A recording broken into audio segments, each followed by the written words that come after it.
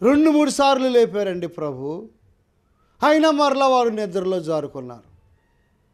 కనుక ఇక్కడ మనం గమనించాల్సిన విషయం ఏమిటంటే, శత్రువైన సైతానుడు మన ఆత్మీయతను దెబ్బతీయాలని పలు రకాలుగా వాడు ఏం చేస్తాడు, ప్రయత్నము చేస్తూ ఉంటాడు. ఏ తప్పు ఉండకూడదు మనలో, ఏ బలహీనత ఉండకూడదు, ఏ పాపము ఉండకూడదు, ఏ మచ్చ ఉండకూడదు, ఏ డాగు ఉండకూడదు. ప్రియులరా, గమనించండి, ఏ సమయంలో సాతానుడి దాడి ఎలా ఉంటుందో మనకి తెలియదు. అందువల్ల నీ కన్నులకు నిద్ర అయినను, కన్ను జ్ఞానమునకు సాదృశ్యముగా ఉంది. ప్రియులరా, జ్ఞానం కలిగి ఉండాలి.